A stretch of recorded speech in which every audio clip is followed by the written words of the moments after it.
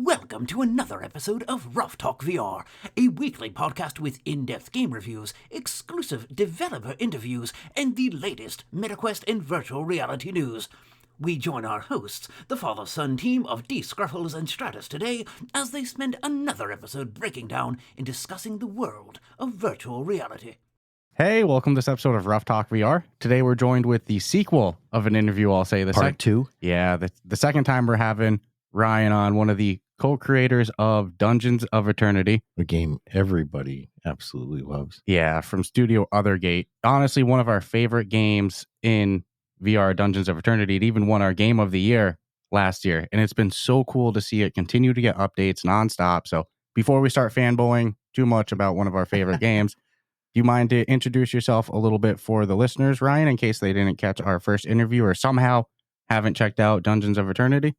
Sure. Yeah. Well, thanks again for having me on once again. The first time we had a good time. So it's easy to want to come back and talk some more about the game. My name is Ryan Rutherford. I'm one of the co-founders of Othergate. Our first title is Dungeons of Eternity. Before this, we had done some VR titles working at Meta, worked on Dead and Buried franchise, the Herobound franchise. And before that, the team has worked on all sorts of things from shooters to fantasy role-playing games and all of that. So we brought all of our sort of expertise and our desire to build a cooperative game in VR to Dungeons of Eternity. And that's how that came about. And if I remember correctly, it was a team of 4 that founded the studio. Is that correct? That's correct. Yeah. We have 4 co-founders, core members, and then a few other hands to help as well across programming and design and art and music and such. So we're still a small team. It's grown a bit though. How big Just would you say a little bit? Yeah, I'd say total we have 6 full time, and then we're relying on a little bit of outsourcing for additional monsters and weapons that we're working on and other content updates. So we've spun that up that pipeline and gotten that going. So under 10 people for this game is wild. Last time we talked, it had just come out, correct? Correct. I think it was just 4 people. And even back then, there was a roadmap. If I'm remembering correctly, there was things that were mentioned that were going to be taking place and happening, which we've seen been coming down the pipeline. And it's like you said earlier, it's been awesome to see that you're true to your word, which we never denied. I think we even said it once in the Monday Morning News. Like, there's no doubt in my mind, if Ryan said they're going to do it, they're going to do it, because the team is not your... They really, it's a well put together team that come from the environment that should be able to dominate the VR space. Yeah. But so it's cool to hear that there's even more coming for this. Definitely. It's truly a passion project for us. Like, we're having a good time working on this game. It's something we wanted to make for a long time, a cooperative game. And we know that co-op and VR just seem to go hand in hand. And it's really fun to get in there and play and think about new things that we want to put into the game. And so, yeah, last year we put together the roadmap, and those are always a little tricky to put together because you're kind of in some way promising all of these features, but then at the same time, you don't want to promise anything in game development, because things just, you have so many things to deal with tech and artistic, things that happen and creativity, and things just don't always work out the way you plan. So we did our best to try and put together like these high level features and things we knew we were going to focus on next year. But I think for the most part, we've done a decent job of, keeping track to the roadmap. And we have some things that we put in there that may not end up happening, but there's also actually a lot of additional things that weren't on there that were going to happen. So I think in general, the roadmap is it's just been a guide for us, for the next year, and sort of like a hope for the community. Like, stick around. We have a lot of new things coming. We're excited about the things we're working on. But there are some things not on there that we're actually more excited about that has been keeping the team really jazzed. Ooh, I can't even share about it. I can't even speculate what. Now it feels like I'm really hyping up even more, but we are really having a good time working on the game. So deservingly so. Every time there's an update, it's been for the betterment of the game. I'm two-handed weapons now. New dungeon varieties, the mimic chest, which I love so much. God. It scared the bejesus out of me the first time. Jump scare. We recorded that too. Yeah, it was great. But before we start fanboying too much, for a listener that maybe hasn't played Dungeons of Eternity yet, how would you describe it in your own word? Right? Get on it. But how would you describe it as one of the creators yourself in your own words? Well, at its heart, it's a dungeon crawler. So you're going around dungeons, randomly generated dungeons. So there's really there's infinite replayability in that sense. You're going to come in. There's going to be so many variables with, there's so many different weapon types you can pick up: bows, swords, axes. You go, search for loot, and it's got all the classic things you need in a dungeon crawler or like a D&D type game brought to life. I'd compare it thematically to like a Lord of the Rings, like you're jumping into that world. And what is it like to be like Legolas? What is it like to, explore these dark mines and crypts and fight against undead monsters together? VR allows you to, put yourself into the game rather than control a character on a screen. And that's what drives us a lot, is that we're working with this technology that allows us to put the players into the game and create these really memorable experiences. And with VR, it really does feel like you're with someone else. So we get a lot about, families playing it together, which has been really cool because I love playing the game with my two boys as well. So we all get in there, we run around dungeons together, and it's really cool to just jump in and see what happens and work together on a common goal, as opposed to, more of a competitive aspect. Well, as a father-son duo, I can attest to, playing with family being fun in this game. Oh, it's dude, there's been one time that we haven't looked forward to playing. Mhm. There's been times where we shouldn't be playing it because we do have things we have to do.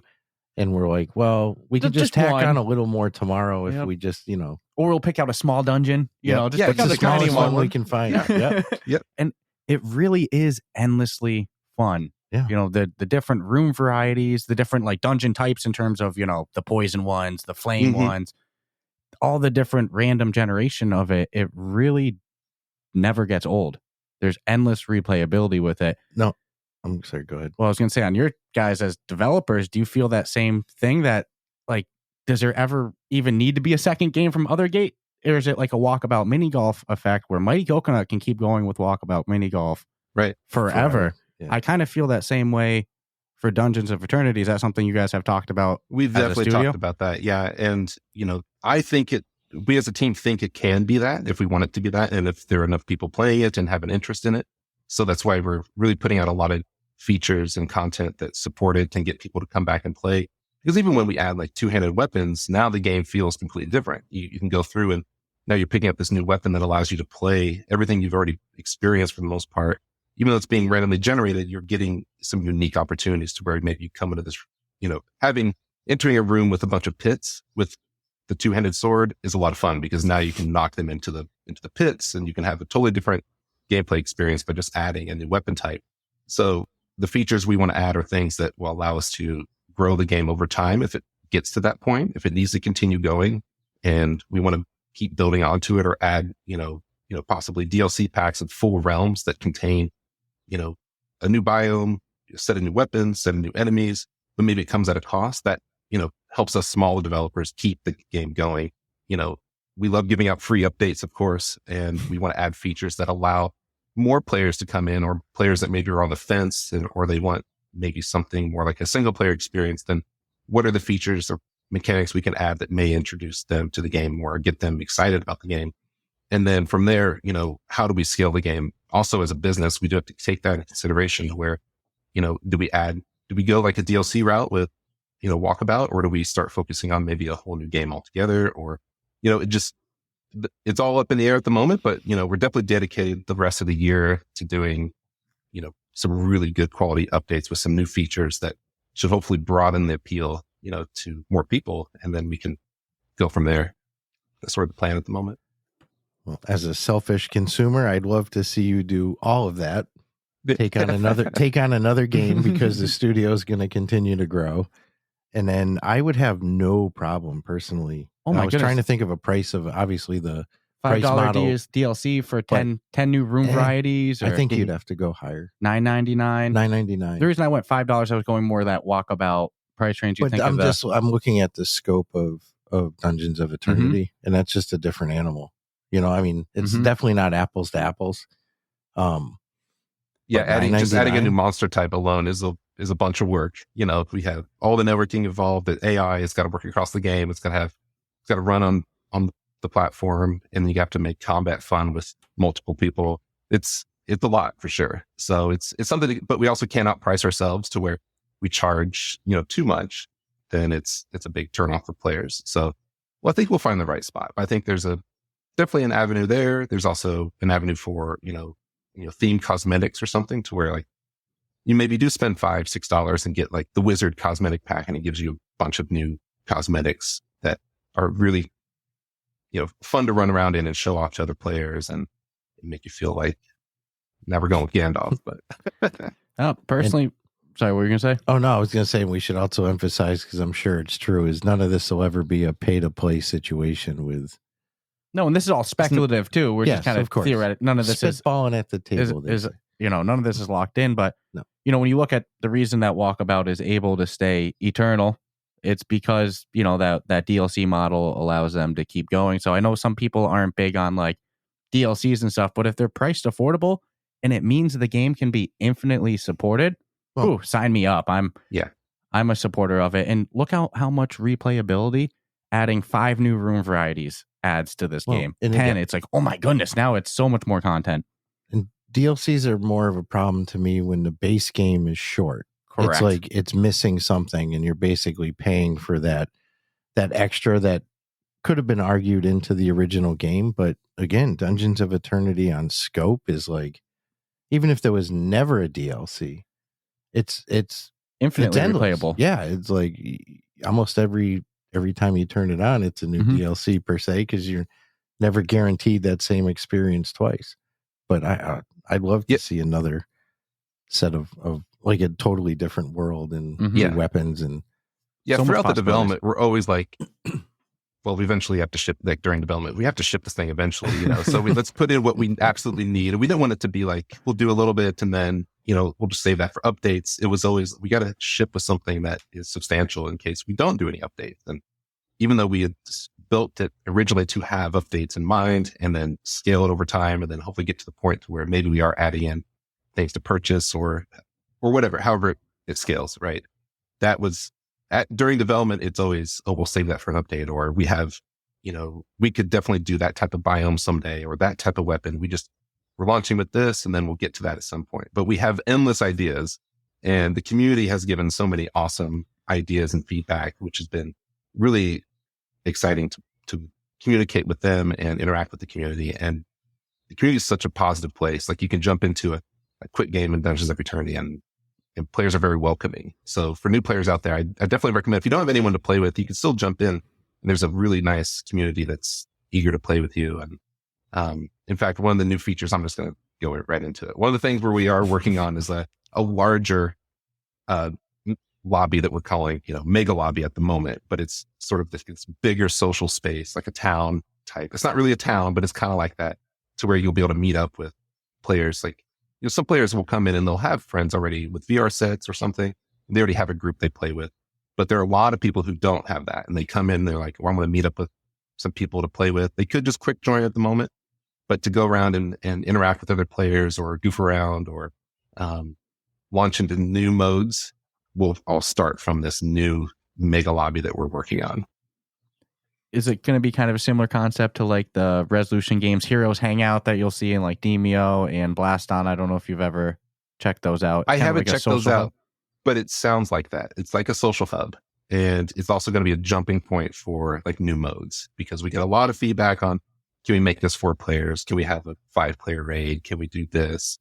And it's like, well, how do we fit that into the current game, which is so it's so tied to the current lobby and outpost that we have, that game loop. So how do we do this? Well, this is kind of our segue into like branching out and expanding the game through, possibly new realms or, new game modes. Like, if we ever did some cool raid system or some, 4-player thing, this is a good spot to like meet up with a bunch of other people, either your friends or meet up with strangers. And then from there, go off and to do new things. I think it's beautiful, because the community for the game, it's not a toxic community at all. It's not. So Yeah.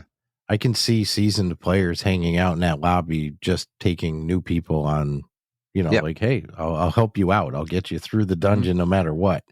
But at least you'll have cool people, and who you're playing with prior to just hitting join. So yeah, that's it's a good move.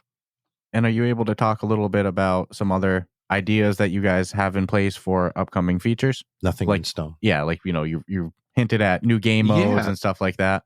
I mean, I could even let's see, I have some notes here on the roadmap that we, loosely promised.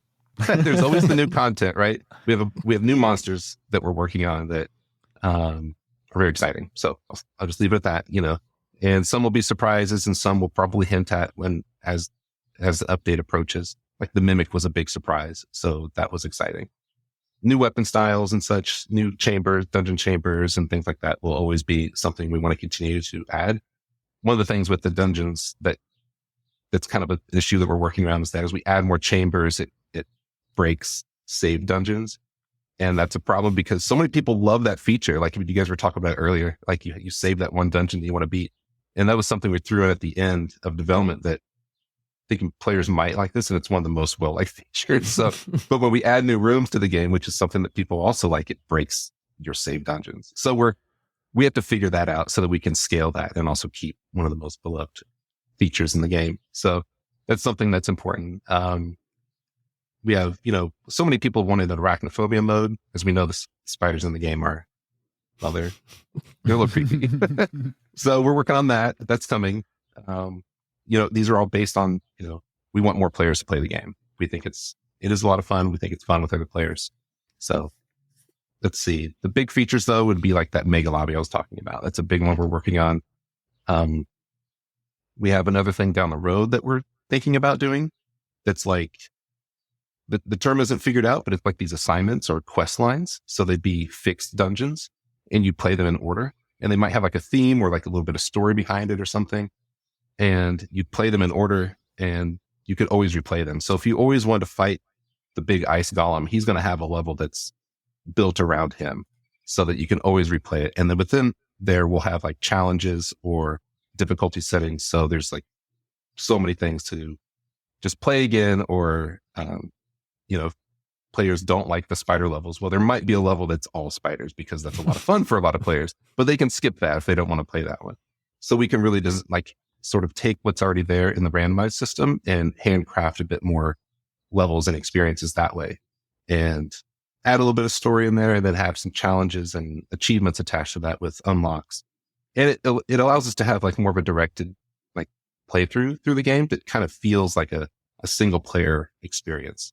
So players oftentimes will jump in now and then they'll go play a bunch of random dungeons, but this will be like, do this next, do this next, do this next. And I think it will help a lot of new players also have like more of a directed linear experience. They can always go off and maybe they'll hit a roadblock in that progression to where they need to go and grind some random dungeons, something like that might happen. But so we have a bunch of stuff to work. I swear. Very aggressive.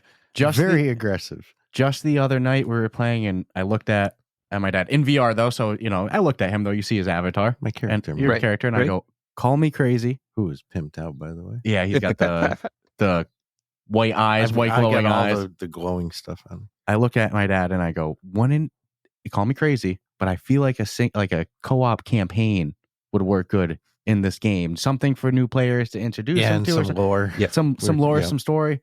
And, we had settled on, well, the game doesn't need it. It's kind of a totally different direction. So I was like, I don't even know if I would bring that up in this interview because it's such a selfish wish. But then, boom, you're working on that. We didn't bring that up. Yeah, I think that's huge for both new players and sometimes, just for you training. Like you like a little lore. That's how I was taking it. Like, all right, you're going to learn some like the how and why, I suppose, and then you have the ability to like train for a little bit to get better at it, and then feel confident enough to go, maybe approach some because I can see someone being intimidated by like a day one, like I'm going to jump into the mega lobby and just go grab a random stranger and start. You don't know what the hell you're doing yet.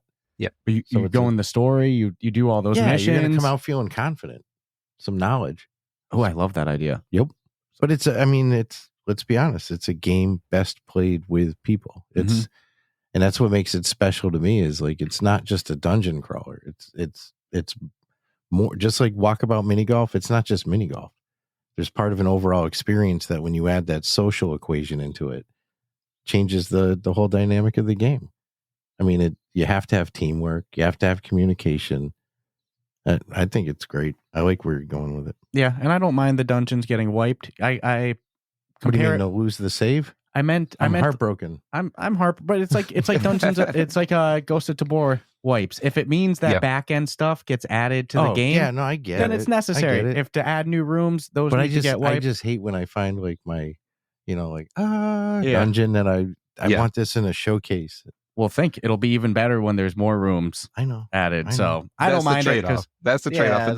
Yeah, I agree, but I get both sides, and we have to figure out how to work both sides. It's all good. Which is tricky. It's just enjoy what you have while you have it. Because So it's funny you mentioned that the save dungeon was a last minute feature addition. I love it. And it's for us, one of our favorite features. Sounds like the community's favorite feature. It's always funny you have to balance between like what you think is going to be a big hit and then the small things that people actually gravitate towards. The difficulty system, is awesome. Do you want to take us through actually real quick all the different you don't have to every single one, but just some of the updates that have come since Dungeons of Eternity launch, like new rooms, difficulty system, in case somebody hasn't checked it out since then? Yeah, let me try and remember. What did we do? Our first big one was, we did a little hot fix after the game came out. We had fixed, some multiplayer bugs, which always show up and never go away. And then you have, we did the Frostbound update, which was like a fun holiday themed Christmas update, which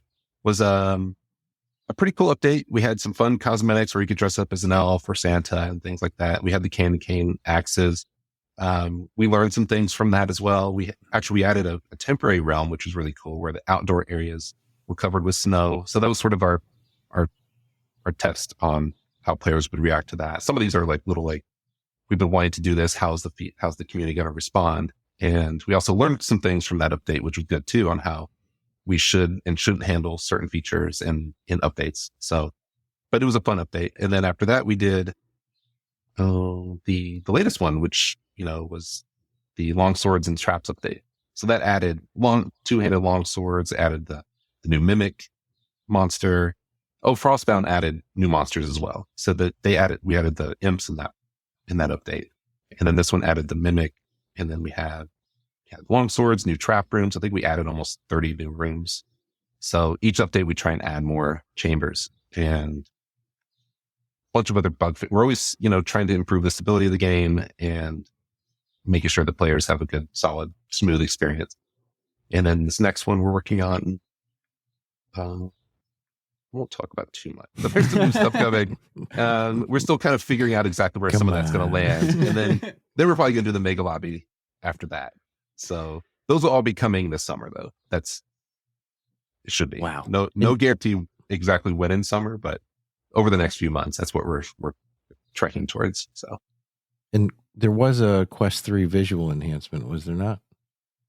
Yes, that came out. That was at launch, actually. We just added a few extra features there, and we are still experimenting with that too, because there are other things we could do there that we look to add to the game and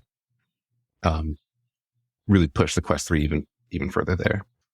And since we have haptic feedback vest, it's nice. And now we have B haptics. There's so many things that we just released it, and I sometimes forget about all the features. So I get bummed if we are doing like a quick impromptu jump in, and I'm like, man, I wanted my haptics for this game. Well, you don't like playing it without it. Imagine you get shot from behind. Shot hit. Yeah. It's to me, it's super cool. Not only immersion, but it adds to your strategy. And I just hit the swords together, and I'm like, oh, so this is how it's gonna be. I'm like, it's freaking awesome. And when you say 30 new rooms added, very casually, if you add one new room to this game because it's all randomly generated of all the different options, one new room adds a whole ton of different dungeon variety possibilities, let alone 30. So, I mean, that's huge. That's so many more. Word aggressive. New puzzle rooms with it too, like new ways of having to access the dungeons. At least the chest, at least it feels that way. Maybe there's just ones that I hadn't encountered yet. But it 100% from day one to now. I'm like seeing more complexity with some of the rooms. And some of those, we wanted to push some of that. Sorry, go ahead. No. I love the puzzle element of this game because the focus is so much on combat, but that kind of like parkour, jumping from spot to spot, and then also using your wit of you got to shoot here or find there. That's a side I hope you all continue to expand on because I think it adds a lot to the game. yeah, as a level designer at heart and at my core, that's the best stuff to work on. And I love coming up with things like that and expanding on, the puzzle mechanics or the interactable mechanics. I hope that, I think before launch, we even had like box pushing, like in Zelda. So you'd have to go push a box around to then jump up to things, or like put it on a little button to open a gate. And that's something we just had to chop at the last minute because we didn't have enough time to iterate on it. And it worked decently well, but it's something that I think we could bring back and it'd be more polished and have rooms that are designed for it. There were only like 3 rooms that it was supported in. So it was very rare to see.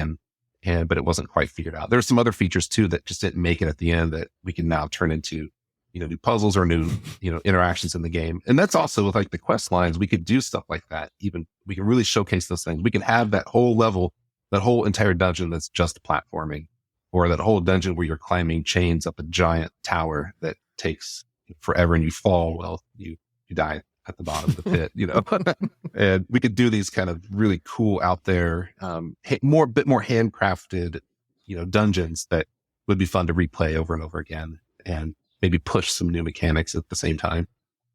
Oh, I love where your brain's at with this. I'll speculate maybe the next game that they'll work on will be a puzzle related game. Some sort of escape room style game. Because there's a demand for it, and if you're good at it, especially even if you stole the same lore and just had a puzzle game strictly, that's pretty cool. Yeah, we would love to add more puzzle aspects to this game. It's a lot of it is it's got some very deep Zelda roots in the game. So simple puzzles that that are rewarding to solve. We run into an issue with number of players. So if we could guarantee 1 player, we can guarantee 3 players. That someone could always drop or someone could always drop in. So it changes the types of puzzles we could do, because we could do some really fun cooperative 3-player puzzles and that are really hard that require a lot of people to, require the entire team to work together in an escape room type fashion. Right. So there are other things though we've come up with, including like we just added the beam traps that could work for like really cool puzzles, so there's some things we're playing around with. There's also all the other stuff that we're focusing on. So sometimes you never know when it'll show up. Well, the problem is it sounds like you all are fans of gaming and your game specifically. Yeah, so you have to balance what the community wants, also what you want. And correct. Balancing community, Matt, balancing the community feedback is a job of its own. If I'm not crazy, if I remember correctly, the Frostbite update even got ended early. Is that correct? Correct. Yes, we had to shorten our vacations.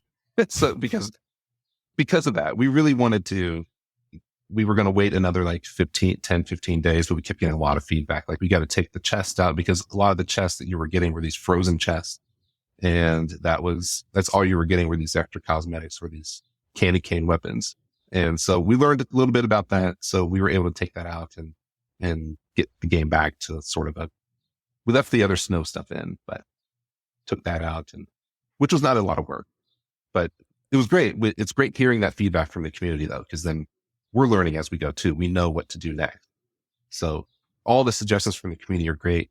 And in a lot of ways, they line up a lot of things we want to do, or we have like this overall idea on like, for example, like the players want a space to meet other players or party up with others, or, just find other players. Well, the Mega Lobby fits that. And then you have this, and then that feature fits that. And we already have some idea of where we want to take the game. And then how do these suggestions and feedback from the community fit into these plans? And then there are things that they come up with, like, well, that's a great idea. We should try and make that happen. A lot of people are saying that. So we get a good vibe and a good feel on what the game should become. And it's something that we wanted to do early on too, is build it with the community. So, but we have to balance it with, it has to be fun for us to work on too. It has to be. And how hard is that to balance all that community feedback? Because, me, I want this, and then the other person's going to want 100% the opposite. Maybe neither of those are technically even achievable. Yep. How do you balance all that community? Everybody wants something different. You still want that lightsaber, huh? Hey, don't even get me started. with also what's actual, even if it was like a 0.001% drop chance. Nobody will ever find it, but maybe you could. Then I'd be happy, you know. But nonetheless, so how hard stuff like that? Disney how will hard find is it. Hey, a laser blade. Yeah, thing, laser sword, laser right? stick. A laser stick. How hard is it to balance all that feedback with what actually aligns with your guys' vision and what's also achievable? Yeah, it's time consuming. It is. We're building the game and then running the business and then listening to the community and responding to the community and making sure that, you know, new players have a smooth experience and that our hardcore players who are the ones out there playing the game all the time, spending time in the game, spending their money in the game, and also promoting the game, you know, online and promoting it to their friends and family. We take that very seriously because that's so, it's amazing really that players are so into the game that they're willing to talk about it and be interested in it. So we want to listen to them as well and see where they would like the game to go. So we take it all in from all the different places. We hear it in the game. We hear it, you know, on Reddit, we hear it on Discord, and we pull it all in and we see where it aligns with our plans. And then certain things just match up perfectly. And then other things that this one person mentioned at one time, well, we keep it around, we think about it. And then if more players start to mention it, then we start to consider it. It's got to feel real good though, as a company, when you have your own vision and you see the bulk of the community pushing hard for something that you all have shared that same exact, like, it's like, yes, no brainer. We're all on the same page, minus, you know, the 1% that'll always exist. So that's got to just make it feel so much better because you already know you're going to do it. And there's a huge percentage of the player base who's going to enjoy it right off the bat because they're already asking for it. I hope people have the same reaction to hearing the boxes being pushed, the Zelda style puzzles that I do, which is hell yeah. Let's get that in there yesterday. You know, like that sounds so fun. I like the whole direction of this. I hope the community hears that. And, you know, next thing you know, in the Discord, you know, Zelda boxes when, you know, puzzle boxes when. But I imagine that stuff that the community likes.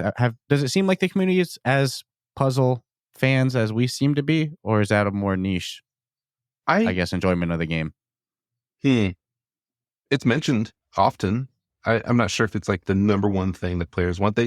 We did a poll about a month or two ago, and that was really interesting. Several polls on our Discord just to get an idea of what type of content and features players wanted. And dungeon chambers were way up there.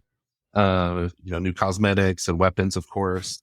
Puzzles were in there somewhere, and traps, but just not as high.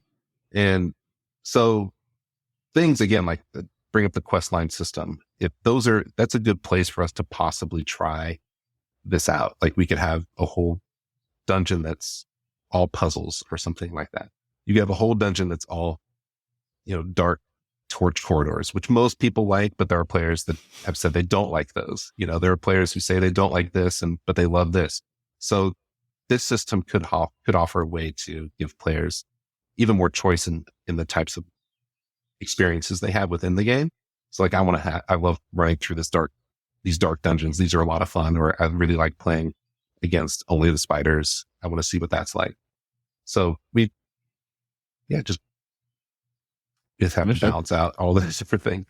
Players. So this mega lobby is really, in the big picture of schemes, going to be a ginormous hub to be able to branch out to possibly play individual games that necessarily you wouldn't play without being in the hub. Imagine a speed run challenge. Boom. Quickest way to parkour across the thing with the leaderboard. And that's things we're talking about too, because those are fun.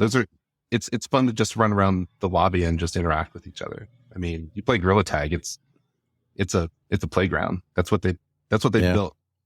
And it's fun to just, I could barely move in that thing, but I watch my kids fly around and it's hilarious. And one of my favorite things you know, I love taking haste potion and just running around the map. Never gets old. Yeah, running and jumping across the whole thing. Things that theoretically, you know, you probably can't. So I'm like, I know I can get up there if I time it right. Or it sounds silly, but it's one of my favorite aspects of the game. If we finish a dungeon and we still have haste, we throw the haste potion on the ground before we leave and just run around like on Skooma from Oblivion and Skyrim back in the day.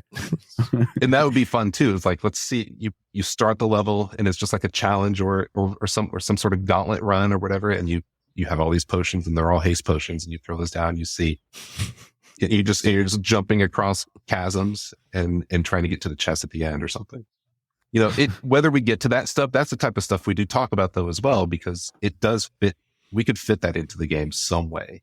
It doesn't have to just be this dungeon crawler. I think it has so many cool mechanics and a cooperative foundation to where it can be, you can push more on the social side, you can push more on the competitive challenger side, but still be cooperative in a sense. And then you have like the core of the game, which is the cooperative experience where it's less about, player versus player. Not to say that won't ever come, but it's at its core, it's a cooperative game.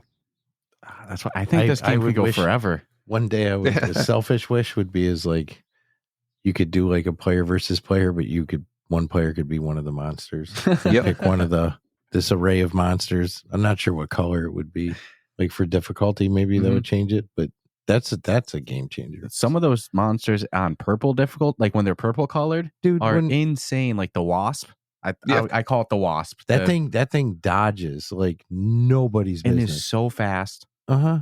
Dude, some of the purple ones are some of our funniest gameplay involves that though, because I'm running and hiding, and you can hear the thing clearly. Well, the game has what I would call like movie moments. There's kills we get, things that it jumping feels like off of stuff and raining down a blow. Yeah, it feels like a scene from an action movie. No, timed perfectly. No VR game has given me that heroic effect so much of like that. When you have 20 enemies coming at you and you're just like, oh my goodness, where do I even begin? It has to be one of the most epic feels that I felt in VR. It's a great experience. And you're trying to revive your friend. You're there all by yourself. Those hero moments are that we thought that system, which is used in a lot of games where you die and you have to wait for your friend to revive you, in VR would be boring. Like where you would just be standing there waiting, but actually it was just fine because it's so funny to watch your other friend run around and especially in the later tiers where the monsters are so fast and you're running around with haste, and it's just it's just hilarious. So it's those things that we didn't really plan for that just come about, I think, from the cooperative nature of the game. And I think everyone has a different personality. You can combine these different personalities in game, and then it's a whole other variable as well. So it's hilarious when typically if one of us are going to die, it's me. And then, if we're doing the higher difficulties, which we usually do at this point, it's hard for him to just run over and revive me. Typically, he either has to kill him or I'll see him like loop almost through the whole dungeon just to try to get a lead and come back. And I find it hilarious when I see my guy withering in pain, just rolling on the ground. And then I just see the silhouettes of them, the outlines way in the distance running. And I can see some fighting going on and then some running. The whole thing is like cartoonish funny to me. Cartoony. It's very entertaining. Yeah, it's not boring. No, not in the least bit. I think the silhouettes aspect of it, as small as it is, add to a lot of like the aesthetic enjoyment of it because it's just funny. But dude, the worst is when you see your buddy way out there and you hear, "Oh no!" Like you're gonna die. It's like, this sucks. It needs its own genre though, because it's so much more than a. I don't feel like saying it's a dungeon crawler does it the justice that it really deserves for the amount of stuff that there is in there. The only way I can describe it is peak social VR. Yeah. Like it is as good as social VR cooperative gaming gets to me. Dude, we've yet to play and not laugh. That's for sure. As hardcore as it is, I mean, it's a funny experience a lot of times. And I love the two hands, but I think my only problem with the two hand is that it goes on the back, and I don't think I'll ever give up my ice staff. Yeah, my ice staff is. Now we've had concerns you were going to nerf it. Yeah, has there been talks about? I'm on the. I don't really want to either because I think it's a good weapon to have. It's fun. Mm-hmm. It doesn't always have to be perfectly balanced. The game doesn't, in my opinion. I think you have to have things in there to add a lot of fun to a game, and just being able to freeze someone with one hit. You can't freeze the bosses, so it's balanced in that sense. But it'll be balanced with the crystals and things like that. So it's fun to just freeze an enemy or get that ice bow and that next shot just happens to be an ice arrow. It's random and you get it and you feel great because that next hit's you're going to smash them, and it never gets old to smash the monster. So nerfing it, you're just taking the fun out of it, in my opinion. So awesome. I think you're safe. And that's the benefit of the direction being cooperative, not PvP. Man, some of your community might hate me when, they hear this, but I'm of the belief you can have a good cooperative game or you can have a good PvP game. You can't do both. So in order to have a good PvP game, everything needs to be balanced. You can't have anything that's OP. This is correct. Yep. And sometimes that also doesn't create the most realistic thing because it needs to be balanced for competitive reasons. When it's cooperative, who cares? It's the same thing for sports games. You can have a good online sports game or a good career mode, like single player, but you can't do both because for it to be a good competitive game, it's not going to be realistic. Give up some things. Yep. Yeah. Yep. So personally, Dungeons of Eternity is a co-op game to me. The sacrifices that would have to be made to balance. Oh, not worth it. That's like Demio did with Demio Battles. That's a standalone title. It's something else. Yeah. That's just me personally, though. I love that's what makes Dungeons of Eternity so special is that co-op nature. And yeah, let's go crazy. Let's have things that are unbalanced, like the repeating crossbows, but you don't have to use them. It doesn't work on all enemies, Mm-hmm. and just like the sword I have is the long sword that has the ice ability. So it randomly will freeze. It's not guaranteed. So you still have to go in there and earn it when you're fighting. It's weird how I've changed over the time of. I used to be only distance guy. Yeah, just throwing hammers. Now you use your sword a lot. Now the sword's my go-to. And I want to sword fight with the enemy because I've realized like you can. I'm just so scared the first times or anxious. I love using the sword too. I'd say that's my favorite. You're earning the battle. It's like we went toe to toe and I won. But when you hit them and they turn to ice, it feels freaking awesome because the next blow they're done. What's your ideal loadout? You mentioned you like the sword. What's your go-to? Yeah, I like just the classic weapons you start the game with, which is the bow and the sword on my left hip, and then on my right I have the axe. Classic. So I love to just throw the axe, which never gets old, and then the sword I just like feeling like I'm Link or someone else. So it's just cool to use a sword, and you can stab enemies. Certain enemies you can stab better, like the imps, and it's really funny especially like the two-handed sword. You can go through them and then like lift them over your head if you want to do ridiculous things, or you can smash them into a pit. And then the bow is just I think it's great. I think it is the best bow. But that's my biased opinion. I think why the sword fighting grows on you over time, and this is just my opinion, maybe it's my play style, but I found the sword fighting when I first started playing so hard. Like I was good at stabbing, but that's really it. In terms of like blocking, defending, parrying, and actual sword fighting, that's the time that I would die by the computer. So that I would find myself playing range a bit. But once you overcome that skill and you're able to have like what feels like a really realistic sword fight, man, that's some of the best moments in the game. You're just battling with a high level enemy. Because you can block too. Yeah. Right? Yeah. And they're blocking and dodging. It's your skill. It was brought up earlier that like you're in charge of yourself in this game. It's not like you press a button and it's going to happen. Mm-hmm. You get hit in this game, it's because you messed up. It's not because you didn't press the A button quick enough or something. It's like it's a totally different experience. I absolutely love the sword fighting. Yeah, the sword's a lot of fun too, with especially like the skeletons who have armor, and they'll have to add more enemies later on that have armor because that's also randomly generated. So when they could have a chest piece on, well, they have more armor there obviously, but they don't have they're pantsless, right? Let's just call it what it is. They don't have pants, and you go up and you can use the sword and you can just knock their legs out from under them, and then that's their weak point, and you can do that with any of the weapons, but it's a lot of fun with the sword because you can block them and then just go low. Or if they're not wearing a helmet, well, you know what to do there. And so it's like you get this, it's not just this, quick like flip of you're not just going through the motions. I think that's maybe where some people get hung up with the sword, is that they might actually physically interact with the player, with the enemies and their weapons and such. And that's just part of the game though. That's where you have to create space and then learn their moves or block them and parry and then attack. And it's once you get onto it, that's why it is one of my favorite weapons too, because I've used this for so long during the development that I've probably gotten where you're feeling it right now, to where you understand how it really works. And it's kind of like become one of the cooler weapons. Nope, how you described it is exactly how I go into it. When I pull my sword out and I see who's coming at me, you always feel cool, pulling it out. Like, you're ready to go. And I do keep it, even though it's my go-to, I do keep it on my left hip. So I got to reach over because I'm a righty, and I do I keep my throwing weapon on the right side. But yeah, man, I go, all right, so this is how it's going to be. He's going to bum rush me. He's going to try to throw some strikes at me. So I time the first one, and then I try to just face off with him and block the. But where I get messed up is I start getting cocky because I'm talking shit and I'm getting into character. Swear to God, and there'll be like 3 of them, and you're doing your battle, and I'm like, let's bring it on, and I'm not going to take on 3 up Purple close. dudes. Yeah, up close. I'm going to get the better of one as the other one's whapping on me, and then usually I have to. That's when I'll need my revive from you, let you run around and. Not just a freaking amazing experience. I'm so happy that it's got such a huge future for a roadmap. Yeah, and I mean, without saying specific numbers, my impression of playing the game, seeing the community, Is active? Is that it's maybe more than ever, but comparative to like launch, has it maintained that level of popularity?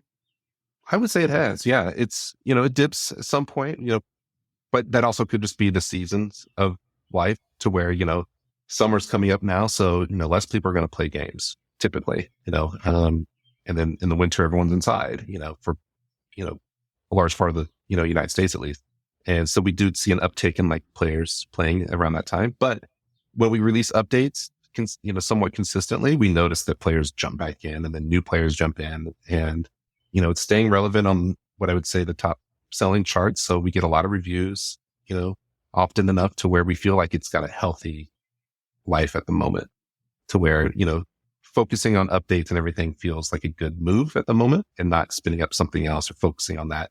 It's let's put some more into this, and add features that will make it even more accessible so we can last a long time in the VR ecosystem.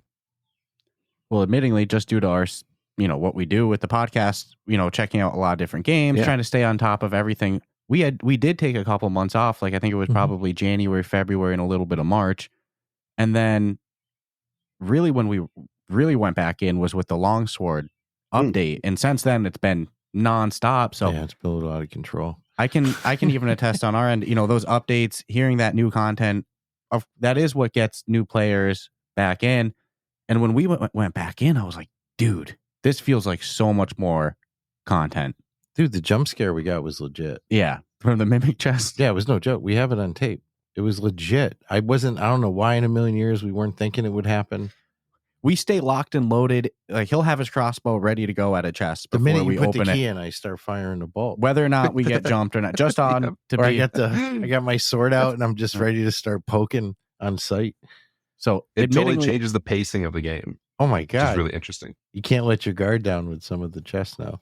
And admittingly, we haven't hit max level yet, just because, we play like, if we're going to play an hour session, we're not one of those, we don't have time to put, 8 hours in at once and hit max level in a week. Like I saw, some savages were doing. We have some level 60s like right after the update drop. Yeah, I was going to say, I saw the max level go up, but is there already the urge for like, do you guys feel like you have to continue to increase the max level, or is there a point where, you don't think you're going to keep That's a good question. I'm not sure. We've talked about a rollover system as well. Maybe with like the quest lines, we could do something with that, or, that's also going to offer some really good end game features too, like things to unlock. So those players that are just really good at the game can either start over and play like low level and go through all of these quest lines, or start where they're at and continue playing that character and just play all the really hard challenges there. Challenges too, I think will be really good for, replayability, because you could have a level that's axes only or daggers only and see, can you make it through this dungeon? So we can add new challenges without actually upping the player level. But I think we need to give things to unlock or awards to put in your player room and stuff like that. I'm down. Aesthetics for the player room would be really cool, because that gives incentive to host too. Like, dude, come check out mine. Right. I never even thought about rollover levels. You think back to like the old school online shooters. That's what they would do for like competitive shooters, Modern Warfare, Halo. And you would prestige you're like, you hit max level, then you start over with a little. That's such a good, and you could add little things that you can't unlock until you prestige. Gives even more incentive. See, the game never needs to end. There's endless. It's in the title with it. We got to just keep going forever. It's Dungeons of Eternity, which, by the way, the intro of the game treats you as the good guy, and the little bit of lore they give you. It seems like you're on a noble mission, but I can't help but feel we've said this before when I play that I'm a grave robber and I'm going through and I'm the bad guy. There's some other, ulterior motive, I'm sure. I don't like these guys are dead. They've been undisturbed. I'm the one coming in and looting them. Kicking up the dirt. Yeah. I don't know how I'm the good guy here. I'm a grave robber, but I'm a damn well equipped grave robber. Killing them in the process too. So, and I know nothing about game design. My understanding is equivalent to like a toddler tracing letters in like an alphabet book. Glitter letters. A couple Unity tutorials, but I really know nothing about game development and that such. From a technical stance, how complex is it to add like the procedurally generated system where it's not only the dungeons that are procedurally generated and randomly generated, it's also, you referenced the enemies, whether or not they're going to have armor is random too. From the technical side, how hard is that to ensure that there's no bugs, add new content and make sure there's no bugs, etc.? It's hard. It's a lot of technology coming in, right? And then there's also the design and the balance and then the art and then the limitations of the Quest hardware, which, it's a very powerful headset, but the Quest 2 is our min spec. So we have to work on there. And then you add multiplayer and that multiplies the complications across everything. So it's more of like we want everything to be, it's almost like a design philosophy. We want everything to be random. So we try and design things that way early on rather than trying to retrofit it later. So through the design, it's okay, let's try and make random dungeons. Well, within there, what else can we make random? Well, we can make the encounters random to where every time you walk in, you're not going to know where they're going to spawn, cause even that randomness it's all dynamic spawns. So even having that adds to the replayability a lot. So we developed that system early on to support that. And then, okay, we want all of these enemies or the randomly generated weapons, same thing. We need to have a system that works, on the technology side to where we're going to have hundreds of parts of weapons and that has to work on the platform. It has to be synced across every player. And then the rendering has to work and the shader has to support all these different colors. So there's like the technical and art aspect. So it's all these different things coming in to try and fit, big jigsaw puzzle trying to fit. And then as we add new features, it might break something else, or you get the game to like the play testers and they are really good about finding bugs or breaking the game in unique ways, or they brought a really new exploit that the community knows about to our attention. And then they give us repro steps. And then we learn something about how we did something incorrect, or, oh, we didn't think it would ever break that way, or, oh, that was an oversight. And it just happens. It's so complex that it just happens that way. So we try and fix those as we can and try and keep the game as stable as possible. I can't think of another game in VR doing this amount of random generation and really complex algorithms with that. And I've seen other, not VR, but flat screen games and just in general where, they do the random thing, but at times it randomly generates what feels unnatural. Like that shouldn't go with that enemy, or that shouldn't be there. Or maybe it even generates something that's a glitch, out of an unintelligent random. Yeah. Whereas in Dungeons and Fraternity, it's just a huge props to you all. All of the randomness feels like it was pre-done randomness. It all feels very natural. There's not bugs with it. So huge props to you all for, being able to balance that all seemingly bug free. That sounds like, from my lack of understanding of the technical side, that sounds like it would be a recipe for bugs and just disasters, but it's made one of the best games in VR. We've written all of our own tools for all of this. So like the randomly generated dungeons, all of that tech is in-house. So we try and keep it as simple as possible so that it's easy to work with, but also easy to debug, easy to iterate, easy to repro things. So like we have a scene in the editor to where we can plug in someone can report a bug in a specific randomly generated dungeon. We get the seed for the dungeon, we get the realm, we get every little detail we need to plug in, and we can regenerate it in the engine, run it back perfectly. And we can see where it broke down. We can look and see outside of the game in the scene or in the editor itself and see where we need to fix these things. So good tools are very important. And we've always tried to try and build really good, simple, but robust tools. Well, it works great. Again, no real bugs or anything. VR engineers. Yeah, it's quite when you're building your own tools now, now you're not just developers, you're engineers. Under 10 people too. It's wild how good this game and how well it functions for the team size. When given the choice of almost every direction with the game, there's two choices in life you take: the path of least resistance or most resistance. Most resistance will give you the best reward, but the populace will take the path of least resistance.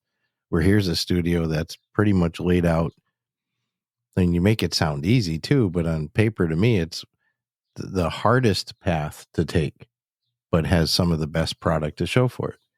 But I don't think the average developer would be like, let's do the hardest shit possible, and we'll just make our own tools to make it even easier to fix. And it's crazy. We must like challenges.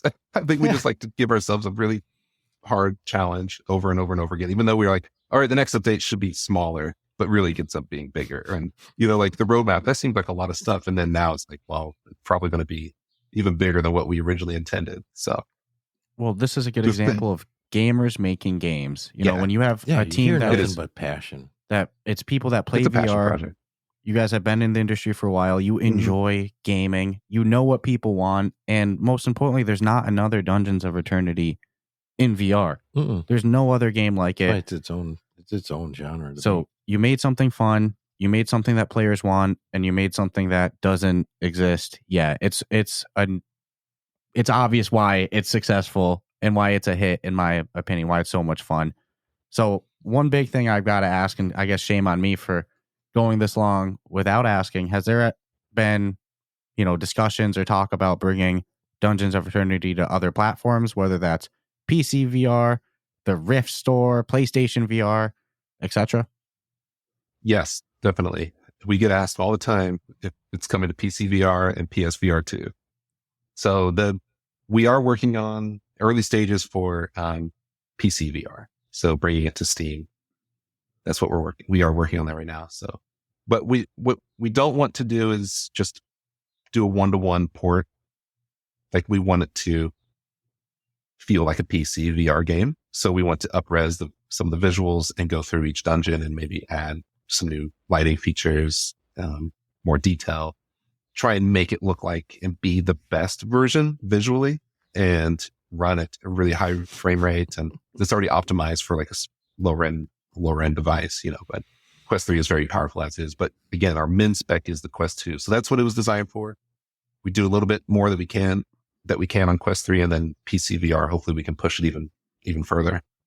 So love to hear that. Well, and again, just like I said earlier, there's two ways you could do it. Just do a one-to-one port. Throw it on there. Everyone's happy. You got it on your PC now. We'll update it later. Yep. Instead, let's just make it the best experience it can be for whatever headset it's on. Mm-hmm. And the challenge with that, though, is that it's not a finished product that we're then porting. It's still a live service in a way. So we do need to build the right tools there too to support. We can't go through every single room and rebuild everything, because then we also are going to add more rooms in updates. So it has to be future proof as well. So it's kind of like this interesting middle ground of we port what's there, but then also has to be part of our future releases too, because we would want those updates to be in parity and come out at the same time on multiple platforms, because we want the game to be cross-platform too, so you can play with PC players and things like that. I also think, look, selfishly, I want the PC VR version. We play on Quest, but, we have some people in our community that are on PC VR, and I know they would love the game. They don't have Quest, so I know it would be a hit. So selfishly, I want that, but I also think for consumers, it's important to know it's a team under 10, and the amount of work that goes into enhancing. Think of all the different assets, in-house made assets, but assets that you have to go through and visually enhance. Dude, just the avatars. The weapons, the monsters, the environments, all the different things, the chests, everything. It's a lot of work. It's not so simple as just flip a button. It looks amazing on the 3. Yeah, the Quest 3 standalone version looks freaking good. If it comes to PC, if it does come to PC, they're gonna be pretty stoked about it. But I think it's important for people to know that's not like a flip the switch, snap your fingers and it's done. It's a lot of labor and work that goes into it as well. And you guys sound like you're doing it right. There are some easy things we can do though with, that we're experimenting with. Lighting adds a lot. And one of the way we built the game originally too is we relied more on, and this was also sort of future proofing it for long term, even with future standalone headsets that will inevitably be more powerful and such, that the walls even are built out of, most of the walls are built out of geometry. You know, the individual bricks are coming out, and we relied more on that and like a unique shaders to allow for high fidelity textures up close and not just rely on, you know, flat walls that really start to look dated when you move to PC, unless you have that specific style and aesthetic going for the game, which is more cartoony or low poly. So I think we're already in a place where we've done some tests internally that we've added some real-time lights and added some more fog and more detail on the ground. It's like, oh, that looks, if we can do that across the whole game, that should work. So we, you know, there's still plenty to do, but that's, when we launch it, we would like it to be, you know, feel like a PC VR game. So, and hopefully the sales and the results of it, you know, when it does inevitably launch, hopefully it justifies the work put in. I think exactly. So that's the balance too, for sure. How much time and money and effort are we putting into this? What's the return? I think in general, it will be, while the market's smaller in PC VR, it's a very outspoken, very passionate group of players. And that's where a lot of it started too. And I love PC gaming and I love high fidelity graphics and push the limit to everything, you know, so that's, the whole team is like that. We like to do that. You know, we like working in a confined box, you could say, with like the Quest. It's nice. Here are limitations, but then let's push those limitations as far as we can. Let's do 3-player co-op. Let's push the visuals. And then for PC VR, it's like, well, there are still limits. We have min spec there. We don't want just, you can't just have like the highest end PC to only play this game. The market's already smaller. But they're an outspoken group, and a lot of players do like to record videos and promote games for their own channels and such through PC VR. So I think it's going to be good for us to get the game out to other platforms so that other players can play and then spread the word and get more players to jump in. So I think it'll be a worthwhile endeavor. No doubt. We're excited. I think if it hits the Steam VR store, I think it'll be very well received. And it's, again, gamers making games. You guys are doing it right. You want to make it look as good and be an actual PC VR game. So I'm excited. Yeah. And earlier, you know, you referenced like the word potential for like raids. I don't even know if it's technically possible. I'd love the idea of like, you know, 8 people going in to fight one giant boss or something like that. But again, to the technical side of things, what's the most challenging thing to add into the game? Is it like cosmetics, new enemy? You know, you mentioned you have to do the animations, all the different attacks. Is it new rooms because of the bugs? What's the kind of most challenging thing to add to the game? Probably like a 8-player raid against a giant monster would be the hardest thing.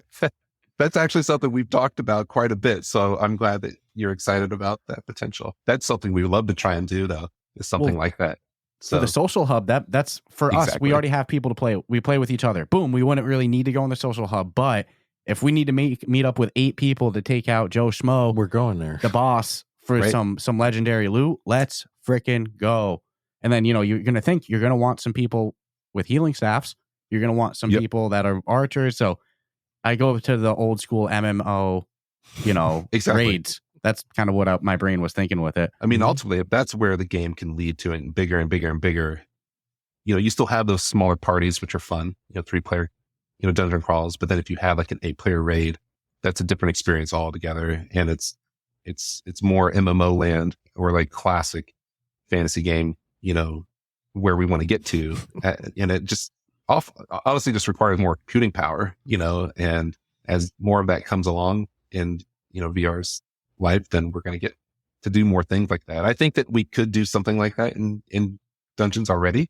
Let's throw 8 players in and see what else we have left under the hood, like, you know, how much headroom we have, and then what type of monster can we fit in there, and then we could do some optimizations to make it work. But, you know, to answer your question though, I think new monsters are, you know, at this point we have so much tech that dropping in new things, it's not necessarily a technical issue at this point. It's okay, we have this crazy idea for this monster. Well, how do we fight this in VR so that it's not what we're already doing? You know, if we just add another enemy that's like a skeleton, it's not going to add much or change much to gameplay. So we have to add more unique things that require some more design or iteration we know how to do it from a technical side. So how do we do it, from a design side? And that takes iteration and time as well. And then, so the multiplayer, anything multiplayer, which the entire game is, that's the most technical part. That's the hardest part, I would say.